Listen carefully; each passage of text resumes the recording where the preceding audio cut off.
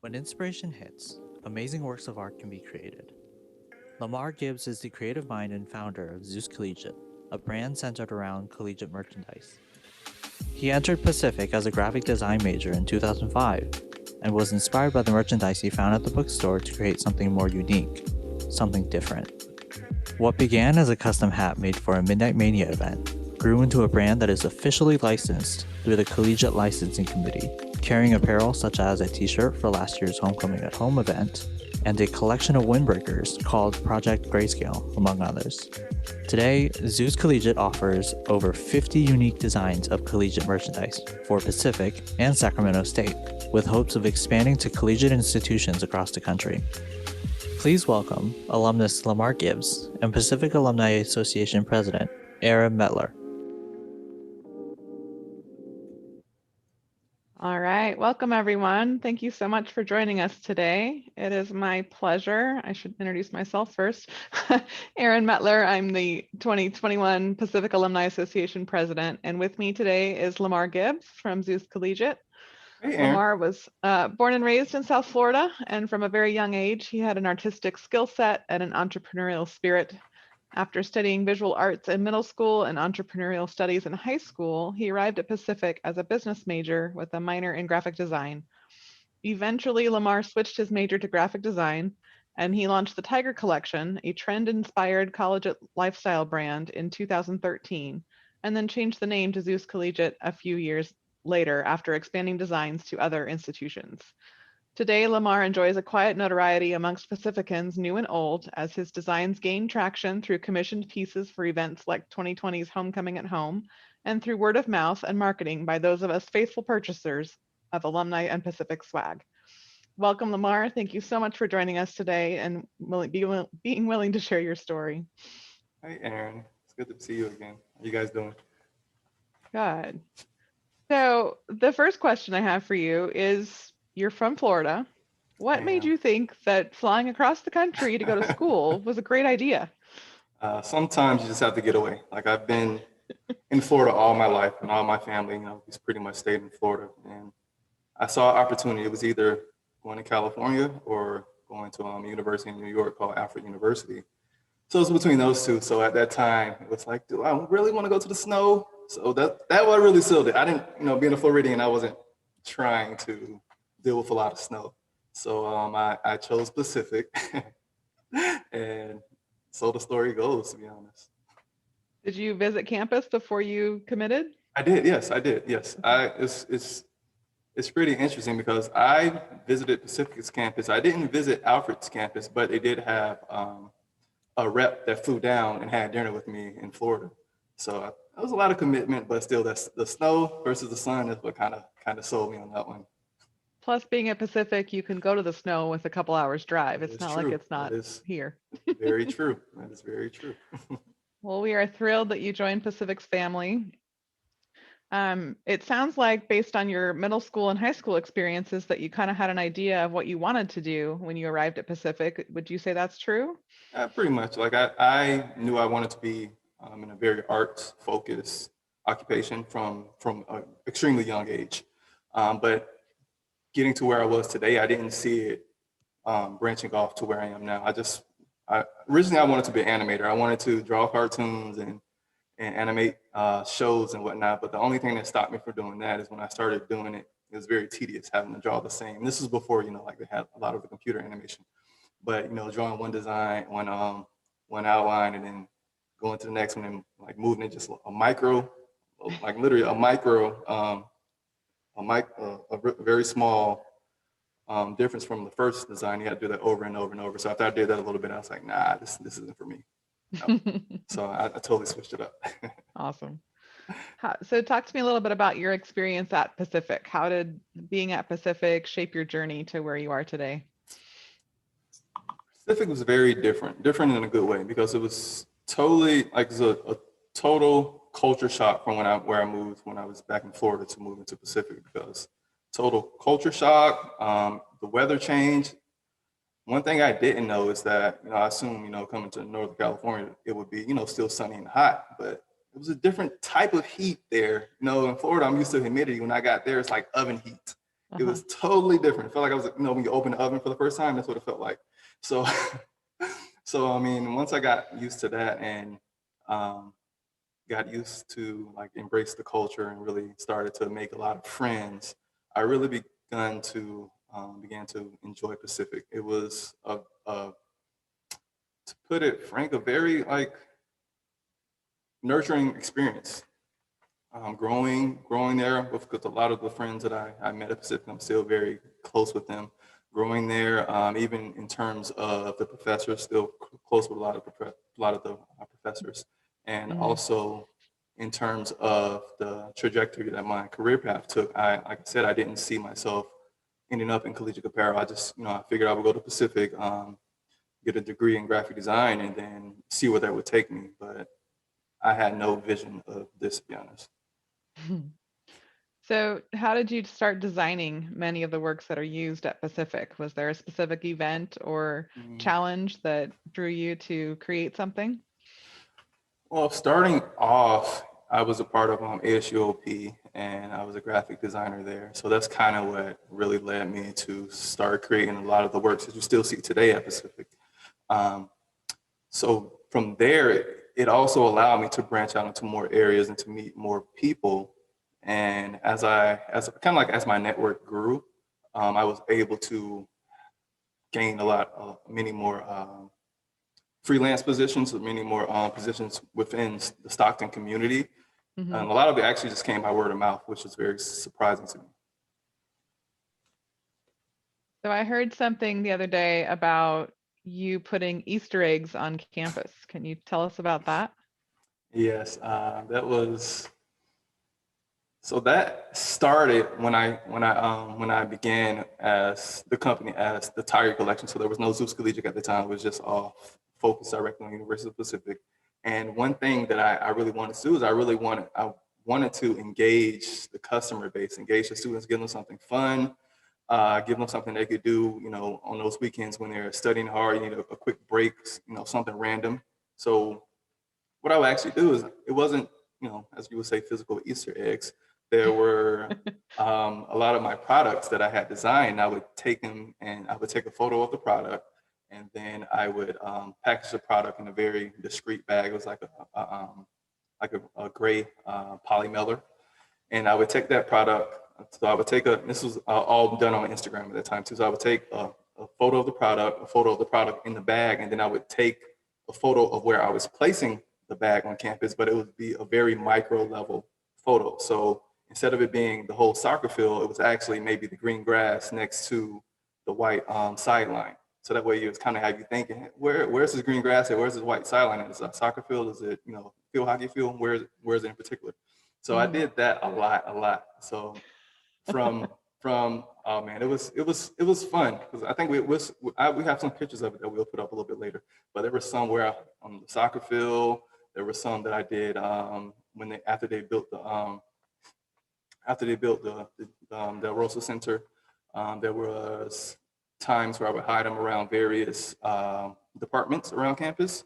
And what Hmm. I actually learned from doing this, it allowed students who weren't familiar with campus and also myself to go see different parts of campus, but also it allowed them to, like, say if you are in a particular major and you never went to the graphic design building, for some reason now you find yourself traveling over to graphic design building to try to find these pieces. And if you were a student that wasn't really involved in intramural sports, I had some at intramural games. Now you're at the intramural games, you'll find the item, you might as well stay and watch a little bit. So it was my way of also, as a byproduct of also, having students branch out and really explore campus too.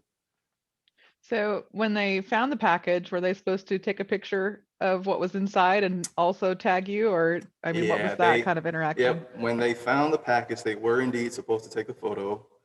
If you didn't take a photo, I never believe, I still, to this day, if I haven't seen a photo of you and the package that you found, I still don't believe you found it. I'm sorry. For bragging rights, I need to see you and a photo of that package, even the item.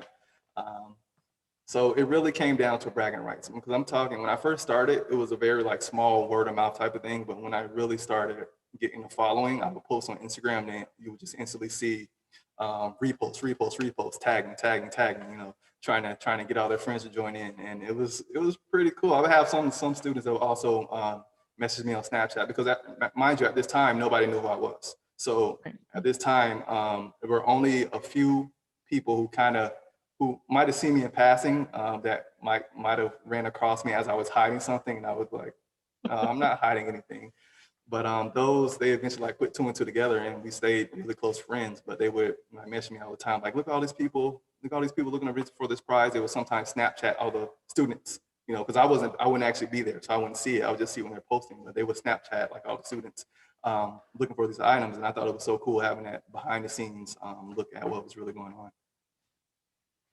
So to your Oh, knowledge, there it is. here's There's some. one. Yeah, Chris is sharing one there. Yeah, so you can see in the top right, top left-hand corner of that photo, there's the actual photo of the T-shirt, and then underneath that is the T-shirt that is actually backed up into a very discreet packaging, so you wouldn't really notice it if you didn't see it. And you can see there, I hid it in the library behind those two books. So if you know how to use this Dewey Decimal System, you would have found it easily. So to your knowledge, were all the Easter eggs found? Oh, nope. I remember which one? I'm trying to think back. There was a particular one. There were some that I hid around Christmas time. I don't remember the particular year, but they had gift codes that was like, you would just get like $50 off. It's like my Christmas gift to any student that would find them. And I think I just hid one. It was just too hard and they couldn't find it. It was like within the vines on a building. We have vines everywhere. So. Nice. Well, we're not going to make our audience members work too hard for their Easter egg today. I think Shannon is going to post a code for us. Yep. So let's talk a little bit about your career as an entrepreneur. Like, what does that mean to you? Are you constantly looking for the next thing? Are you just continue to improve what you have? Like, what is your thought process with that? What it means to me is a combination of freedom, but also a challenge. So that freedom isn't obtained without a great path of obstacles in front of it. A lot of people try the entrepreneurship route, and it's not anything that's easily accomplished. And in today's age of social media, you'll see somebody who may have been working on their dream for 5, 10, and 15 years, and just so happen you come across them after they've already so-called made it, and you see it as an overnight success, but really they've been working on that for years and years and years to come. Mm-hmm. What I learned from that is to enjoy the journey. Don't just try to get from point A to your end goal. Enjoy those challenges in between those checkpoints, and reevaluate yourself. Look at it as a way of accomplishment. I was able to license this. I was able to add this university. I was able to do this. I was able to do that. And that's all small markers on the path to whatever you deem as your success. So that's really what I took from it, to be honest. And I don't think I answered your second question. The second part of your question? I don't remember what it was, so it's all good. I don't either. But talking of challenges, I mean, I do appreciate that perspective. And for sure, we are all and have been experiencing one of the greatest life challenges with the pandemic. Yes. And world as we know it, shutting down, coming to a stop or a standstill. What advice do you have for current students on, just how to get through? Well, it's interesting because what they're going through now, I don't want to say it's similar because it's, in my opinion, it's tougher than what I went through when I was in college. But at the time when I was in college, along that, just really getting to college, that's when we had the housing crisis. So at that time, it was, hey, you go to college, you get a degree, boom, you're going to get a job and you get out, right? That wasn't a reality. That was no longer the reality. And I think they may be experiencing the same thing during this pandemic that we have now. But one thing I can say is it may sound very surface level, but try to find the beauty in everything. And what I mean by that is whatever your career path is, maybe what you should do is not just look for a job in a career path, but also maybe what can I create that may lead to a job in a career path, something that you're doing on your own, even if it starts off as a side hustle. And I know entrepreneurship is for everybody. You know, it's a very acquired taste, to be honest. But even on the path of entrepreneurship, like, you know, I work various 9 to 5s. So it's not to say like you just automatically jump into entrepreneurship and then you no longer need another job anywhere else.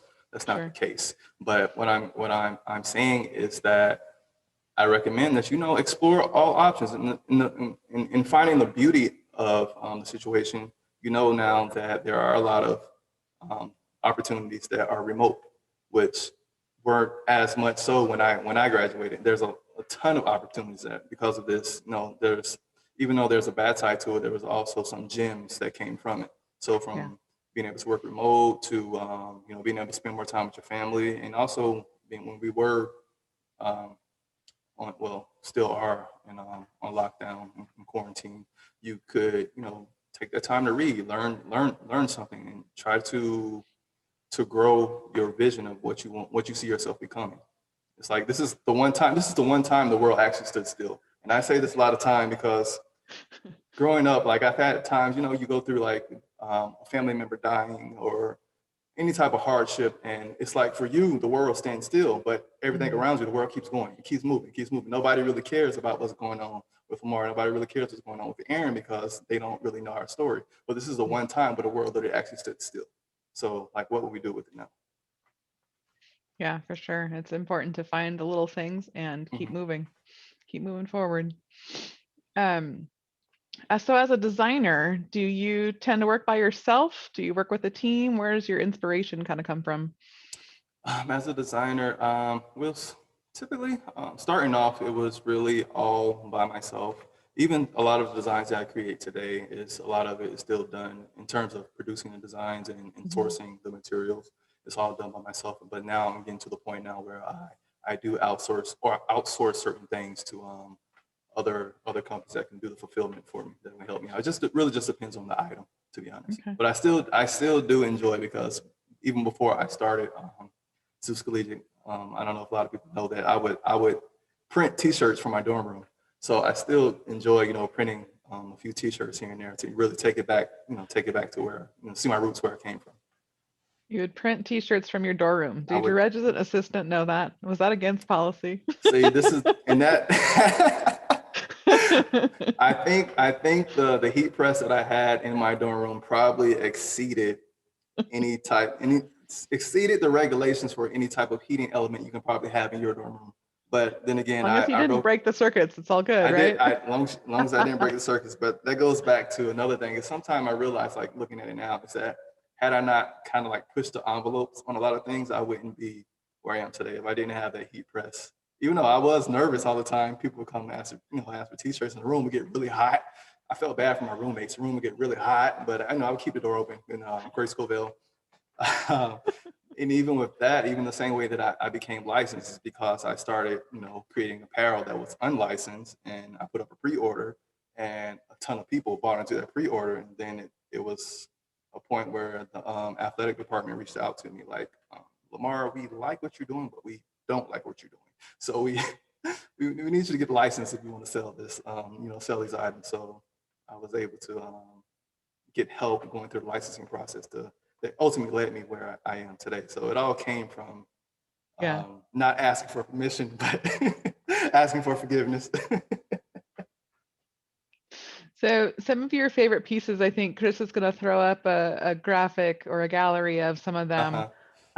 Let's look through some of your gallery of designs and talk a little bit about, like, you don't just do mass production of things. Some of them are pretty limited edition. Some of them are commissioned pieces. Here we go. Looks like you've got hats and sweatshirts. Yes. Okay. So let's see. Some of my top pieces are definitely the snapbacks. Everybody absolutely loves the snapbacks. Chris, can you go to I think it's the one up top, and it has the one with top left, very top left, the first one. That particular snapback with the Pacific embroidered underneath.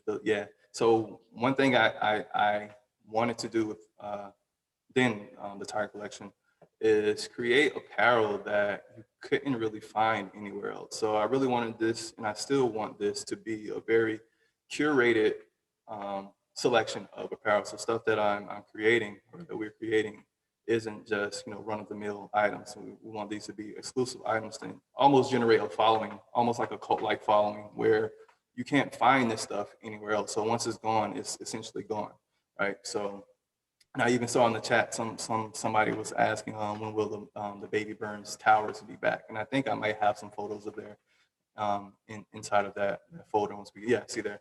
So that was a miniature Baby Burns tower. I think it's the coolest thing I've ever created. I think, is there one more in there, Chris, where it's a close up on it? I don't know if I sent you that one.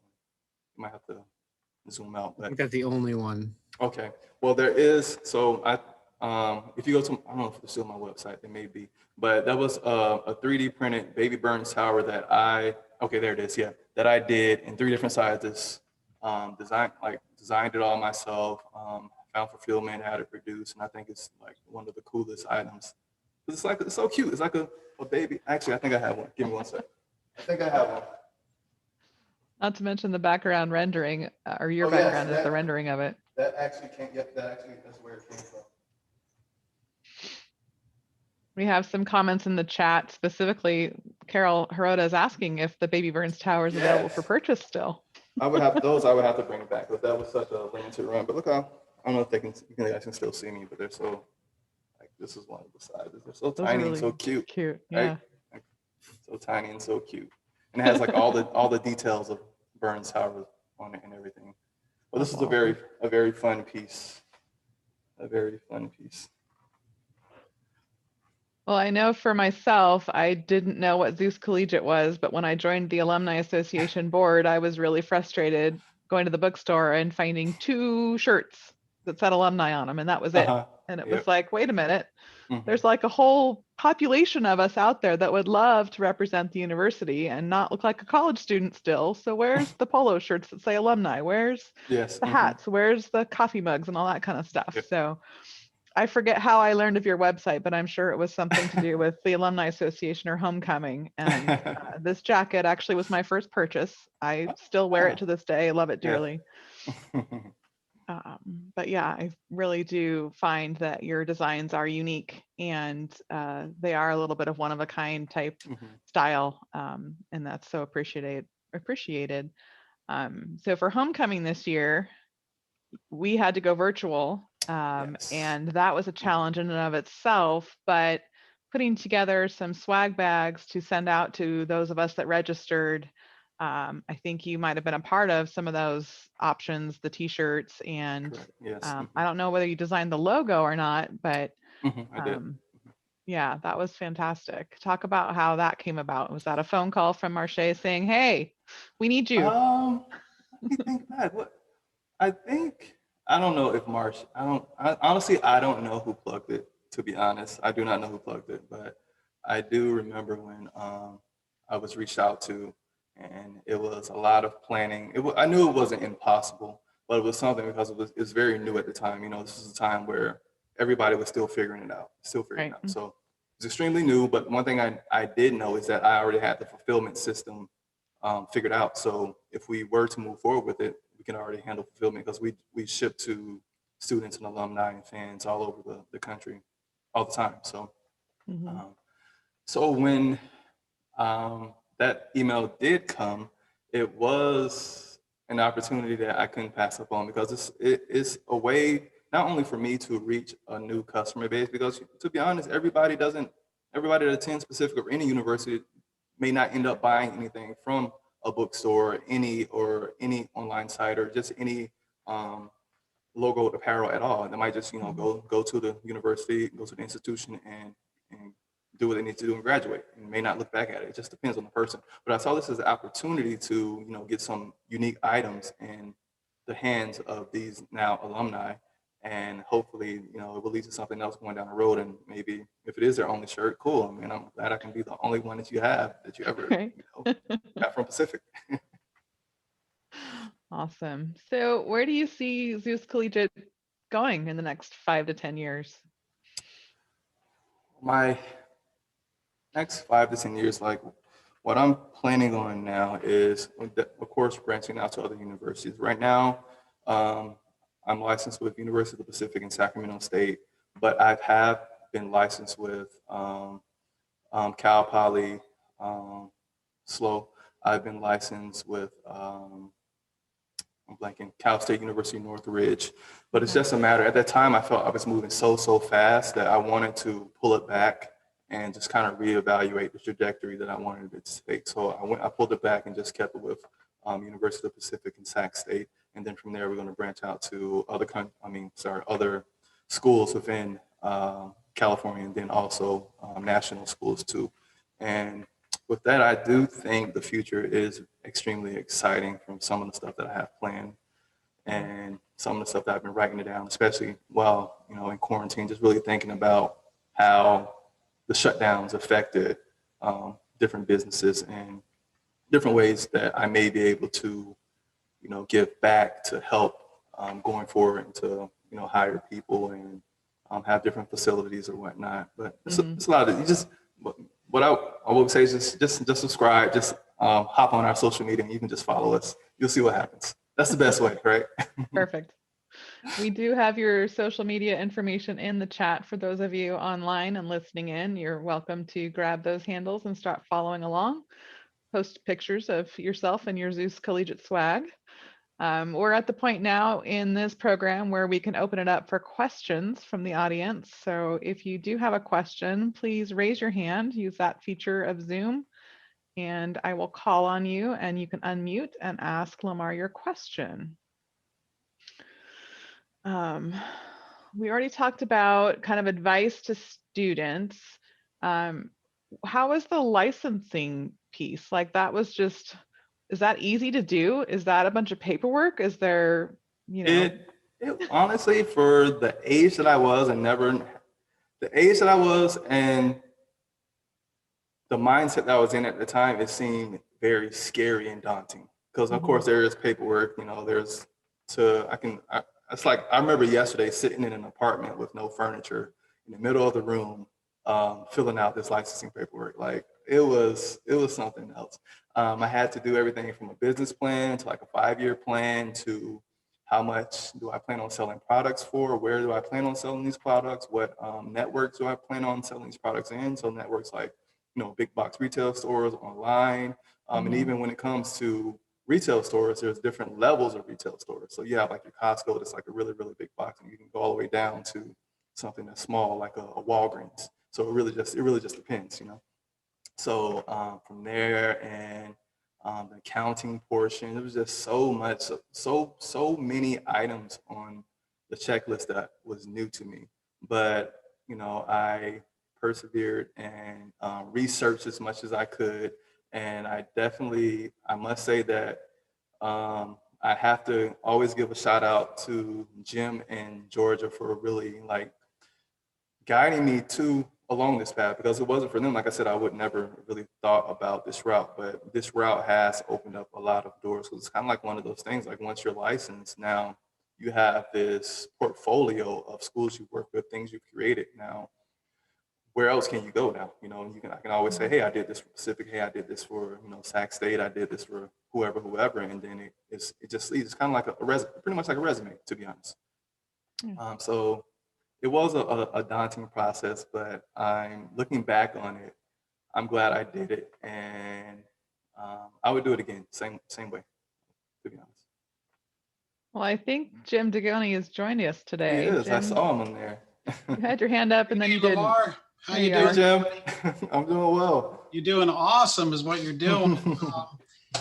I just really praise the quality of the merchandise that you've put out and helping us to balance the landscape of Power Cat and Tommy Tiger. Oh, yeah. And, we love them both. We love UOP. We love Pacific. We're everything to everybody. We are. And I just wanted to ask you, do you have a favorite?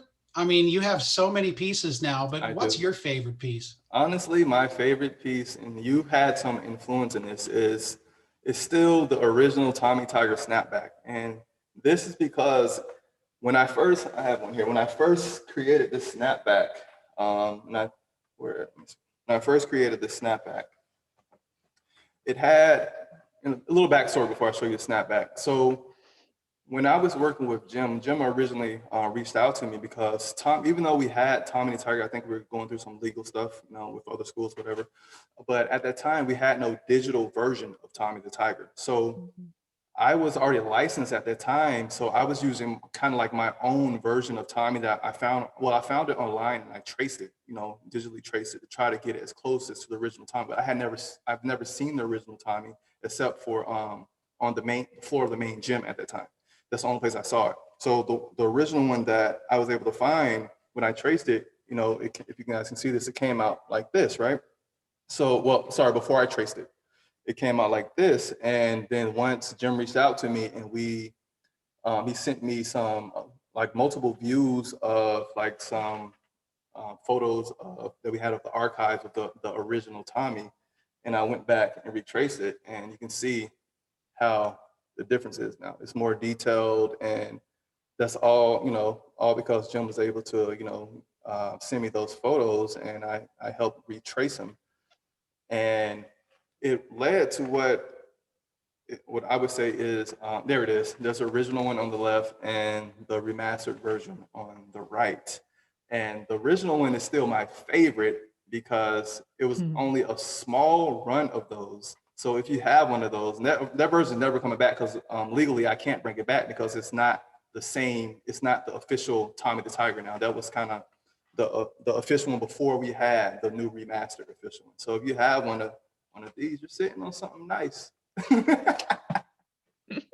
I got one for sure. Well, you did an amazing job making that transformation. And for those of you that aren't aware, I'll put it in the chat, but the history of that logo down in Los Angeles where it was developed, it has been used by every school in the country that has ever been known as Tigers. So it was basically clip art back in the day.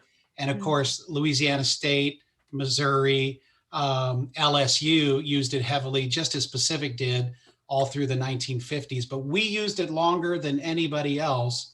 But anyway, I'll send that. I'll put that in there. It's a nice read about the history of that logo and all the different names that logo is known by. So, and we're all allowed to continue to use it, thankfully. That's awesome. Thanks, Jim. Annika, you had a question for Lamar? Go ahead and unmute. Hi, Lamar. Hey, Ani. First off, if you guys don't have his stuff, buy everything.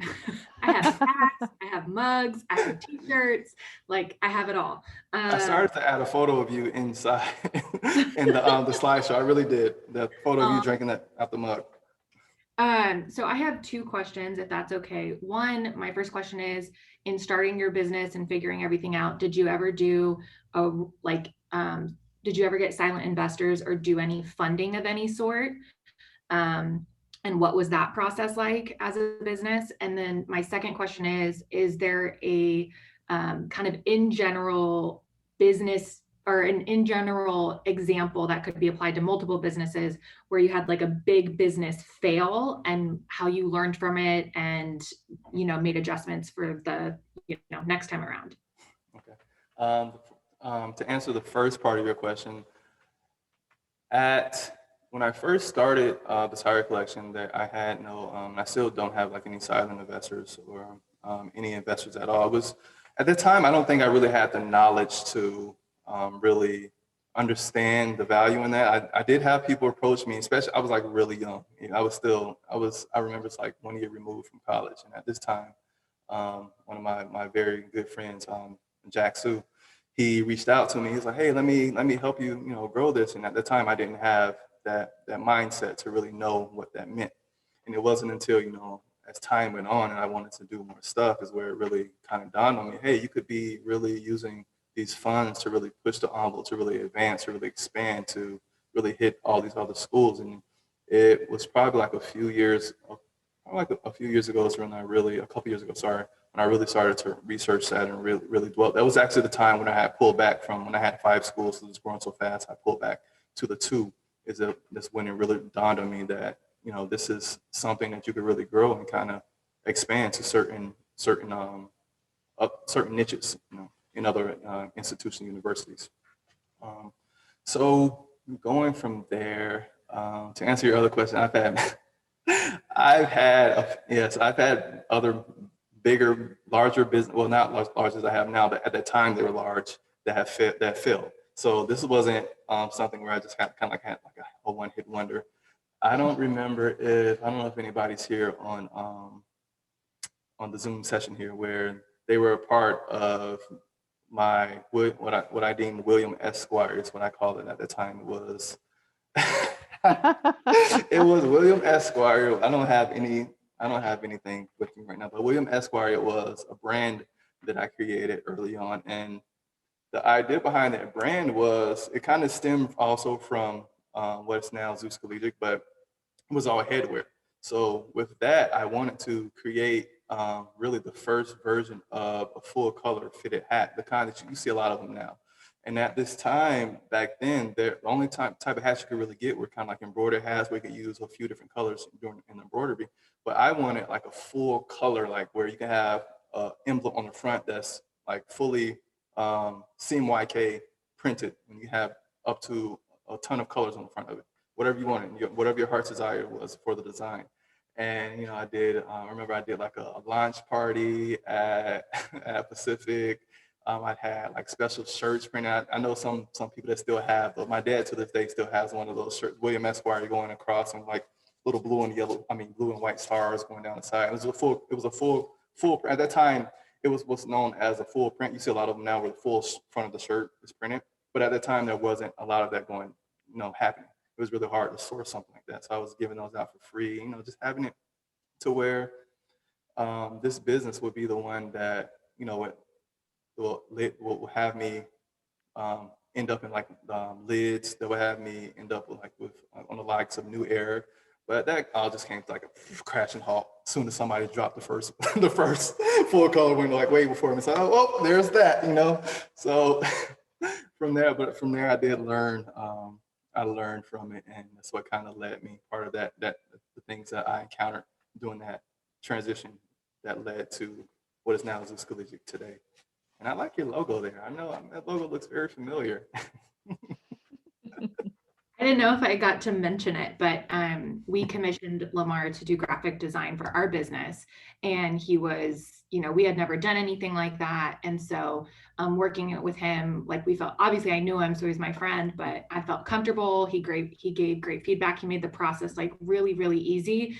And this is just part of it, but it was an awesome experience and is one of the foundations of my business. So thank you. I love it. That's awesome. Naomi, you had a question? Go ahead and unmute. Hi, I'm wearing a sweater. Hey, Naomi. Hey. I loved your merch. Like, I remember when my mom went, and then when I went, I was like, oh my gosh, what is this?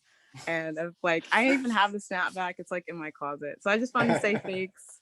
And I have no questions. I'm just like fangirling.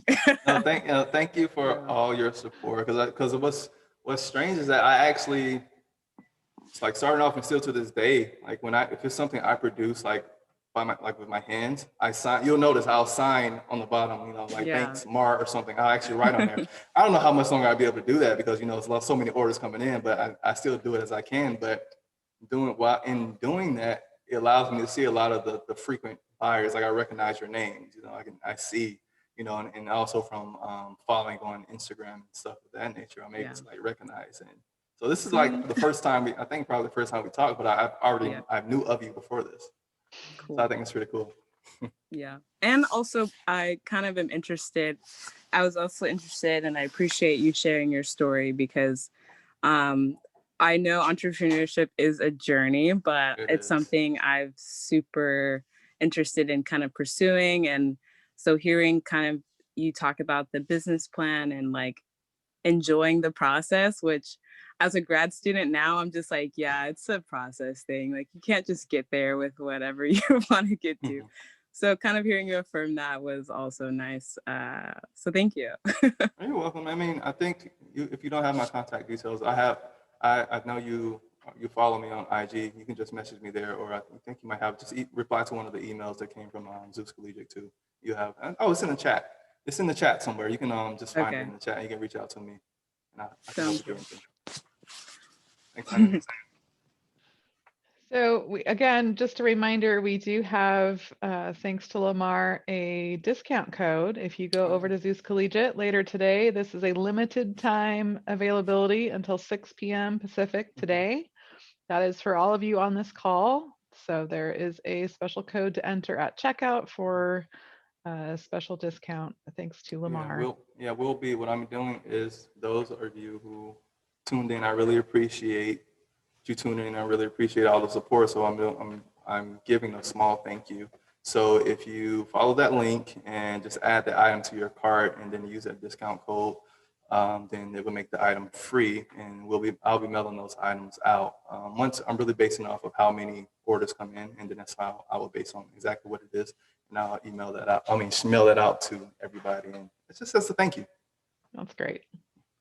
So talk to me about the jacket you're wearing, because I have one too. Do you really? But I wasn't quite sure what I was buying into, other than it was like a windbreaker with Pacific on it, and I thought this would be great for my running.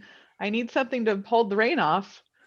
So tell me what Project Grayscale is. Yeah, Project Grayscale. So one thing I try to do is I try to give all of my projects really, cool names, but also names that kind of make you wonder, like, what is this? Really. So Project Grayscale is a part of. There's other stuff that will be added to this project.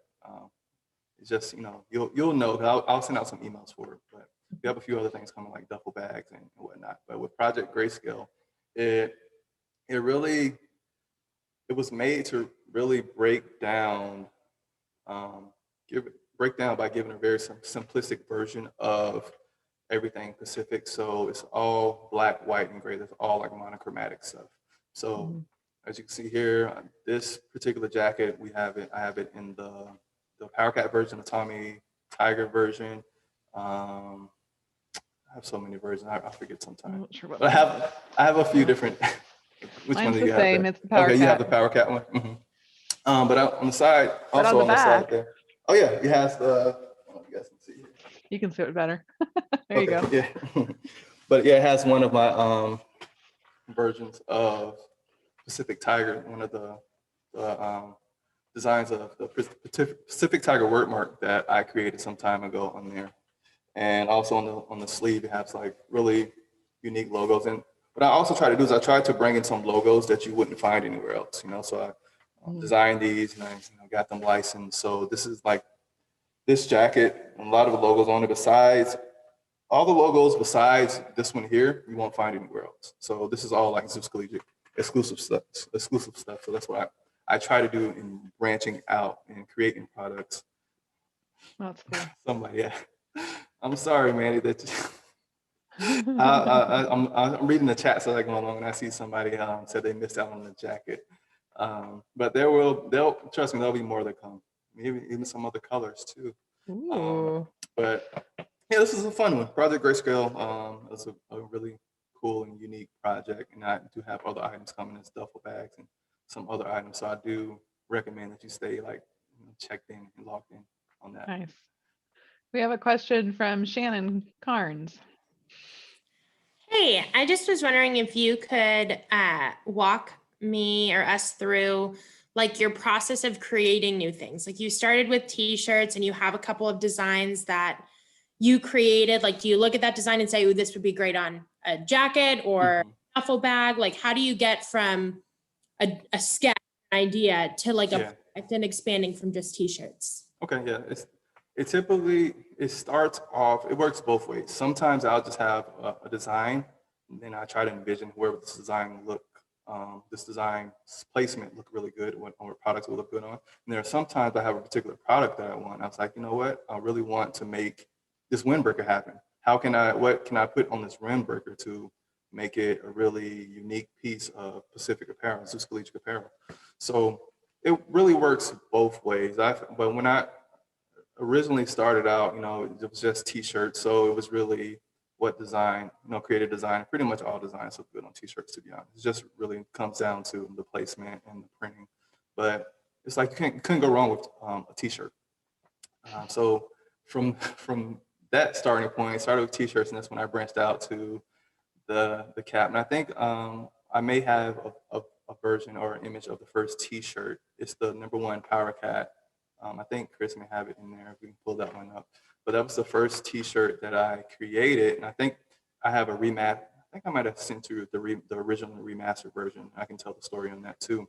But that was the first, yeah, that one. That was the first t-shirt that I ever created. That was the one that got me in trouble because as you can see, if you zoom, I don't know if you zoom in, but on the Pacific, it's not the actual university, it's not the actual Pacific logo. So that was my way of getting around, like, hey, I'm gonna just do it this way, so that way you can't say it's Pacific. But anywho, so at that time, you know, I had like a ton of pre-orders on these, and just when Georgia reached out to me, like, hey, Lamar, we like what you're doing, but you should get licensed. So that led me to get licensed for Pacific, and from branching off to t-shirts, the hats, you know, I really started to go into some of the more cool items like the skateboards. Even the skateboard was actually a student who reached out to me. He was like, hey, could we collab and do skateboards? Because he made custom skate decks. So he reached out to me, and I was like, yeah, let's go for it. Let's see what we can do. So he created it. I got it licensed, and we put it on sale, and they sold out like that, because I think we only had maybe 12 of them. I don't remember, but we heavily promoted it going up until then, and they sold out like so fast. To this day, I still have one on my wall in my office. But that was an extremely fun project. But I try to create not just apparel, but I try to create items that will gain a heavy following, but also be a conversation starter. So when you wear it and have people asking, like, where'd you get this? Like, who designed it? Are there any more? But also making them pretty much limited, where you kind of have to stay locked in, because you're not locked in, like, honestly, you're going to miss it, to be honest. So. Great marketing strategy. Burns Tower, prime example. Where were those? How did we get them? Who has them? Yeah, wait a minute, I missed out. Interesting leading question, though. I mean, you're on social media, and do you use that as your main source of marketing? Do you spend money on marketing at all? Yeah, social media is my social media, and probably word of mouth is my main source of marketing. It's gotten to the point where I haven't done heavy spending on social media and marketing.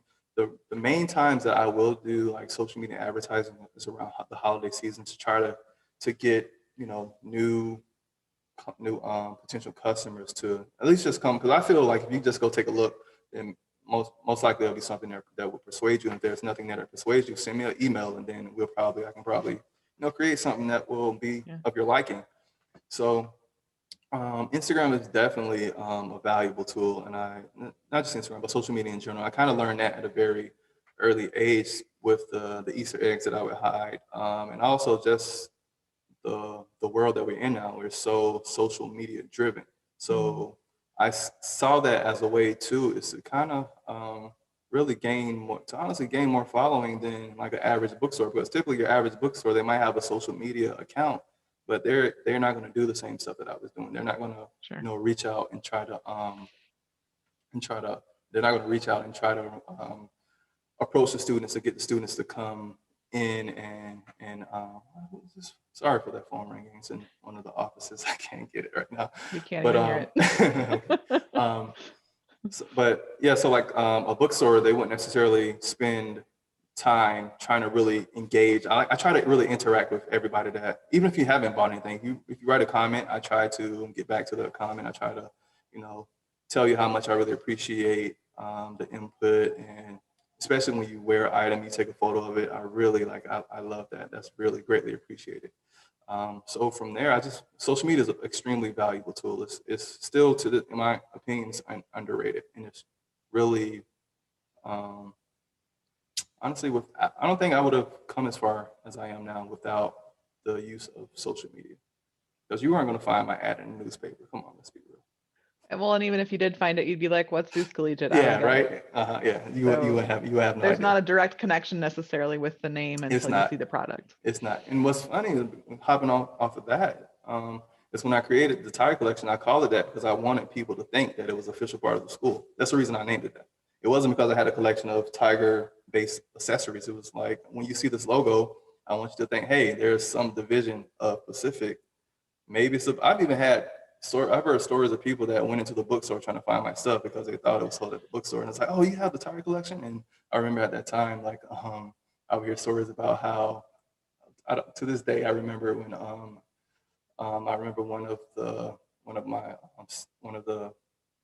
I think it was a student at the time, but she was also an employee for the bookstore, and they wore one of my items to the bookstore and they had to take it off. Breaks my heart. But yeah. Yeah, it is what it is. It is. You've got some heavy sells here in the chat from Dr. Heinrichs asking you to come to her social marketing class and speak to current students. We'll have to make that happen. We will have to make that happen. Please, it's coming up next week. We'll be in touch. Next Ooh. week. Yeah, we can. It's all virtual. It's all virtual. Okay, I'm just messing with you. Okay. Well, that's all the time we have today, but I do have one final question for you, Lamar, and that is, what is your purpose? Ooh, I think this is definitely a multifaceted question, because I think just like we found out in this pandemic, is that you have to be able to pivot. So I think your purpose is not just like one goal. I think what happens is, on that trajectory to reaching that goal, you'll find other ways you can help people and ways you can influence people. So I think your purpose, it pivots too. It's still the same as on a macro level.